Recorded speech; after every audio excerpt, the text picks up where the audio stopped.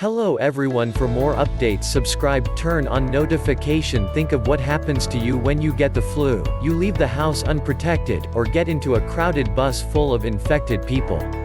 Suddenly your eyes are bloodshot, and you feel like you're being microwaved alive, and you can't function properly. Computer viruses are just like that: slower PC performance, damaged or destroyed files, and everything in between. What is a computer virus? Looking for an essay-friendly definition?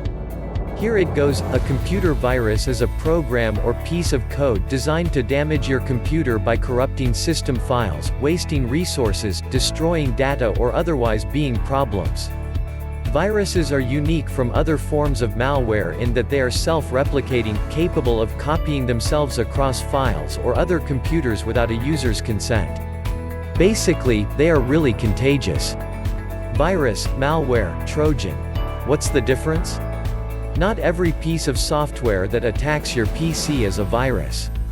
Computer viruses are just one kind of malware, malicious software. Here are some of the other, most common kinds. 1. Trojans. Like the ancient wooden horse full of attackers it takes its name from, this malware pretends to be harmless legitimate software, or comes embedded in it, in order to trick the user and open up the gates for other malware to infect a PC. 2. Spyware, with examples such as keyloggers. This kind of malware is designed to spy on users, save their passwords, credit card details, other personal data and online behavior patterns, and send them off to whoever programmed it. 3. Worms. This malware type targets entire networks of devices, hopping from PC to PC. 4. Ransomware. This malware variety hijacks files and sometimes an entire hard drive, encrypts them, and demands money from its victim in exchange for a decryption key, which may or may not work, but it probably won't. 5. Adware. This exceedingly irritating kind of malware floods victims with unwanted ads, and opens up vulnerable security spots for other malware to wiggle its way in. To recap, viruses are just one of several kinds of malware out there. Strictly speaking, Trojans, ransomware, etc. are not computer viruses, though many people use the shorthand, virus, to refer to malware in a general sense. Why do people make viruses, and what do they do? Unlike the bio variety, computer viruses don't just happen. They are manufactured, often with great care, intentionally targeting computers, systems and networks. But what are these viruses used for? For fun. Well, fun. Trolling by software, computer code graffiti. The earliest computer viruses were essentially programmers playing around, like the probably first one, known as the Creeper virus back in 1971, which displayed the message, "I'm the Creeper, catch me if you can." Or a personal favorite, the virus that pretends to be a message from a well-known software company, offering you a free cup holder if you download and install it, at which point it opens your PC's CD tray. Remember CD trays? For evil. Sadly, not all viruses are so cuddly. Take it from Batman's butler, some people just want to watch the world burn, and computer viruses are a very effective way to spread chaos far and wide.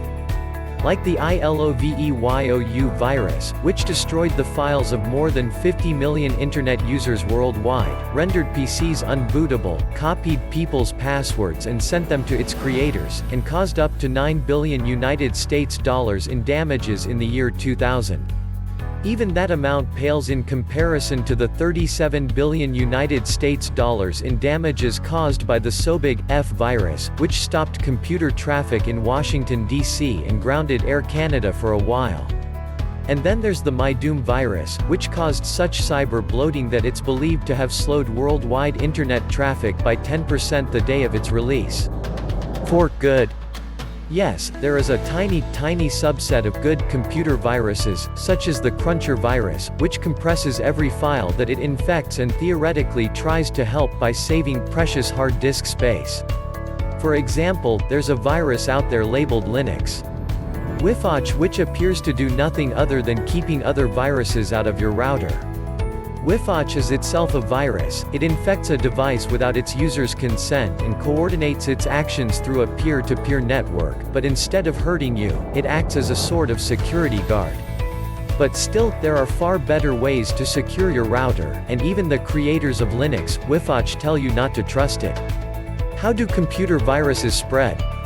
Here are some common ways in which you can get infected with a computer virus. Email viruses. Email is one of the favorite means of transportation for computer viruses everywhere.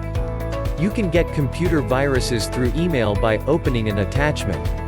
Often named as something harmless, such as your flight itinerary, an executable program file, .com, .x, .zip, .dll, .pif, .vbs, js.scr, or macro file type, .doc, .xls, .xlt, xlsm, xsltm. Opening an email with an infected body. In these days of rich graphics and colors and bells and whistles, some viruses are being transported in the HTML body of the email itself. Many email services disable HTML by default until you confirm you trust the sender.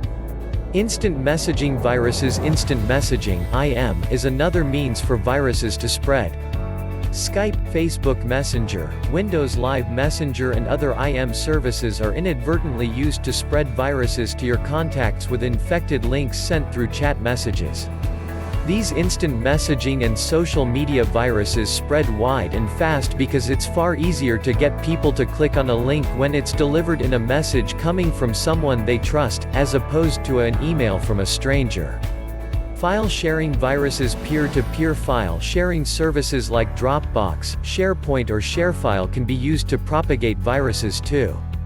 These services sync files and folders to any computer linked to a specific account, so when someone, inadvertently or otherwise, uploads a virus-infected file to a file-sharing account, that virus gets downloaded to everyone else with access to that shared folder. Some file-sharing services, such as Google Drive, scan uploaded files for viruses, although it only scans files smaller than 25 megabytes, giving virus spreaders an easy out. They just have to make sure their virus-infected files are larger than that.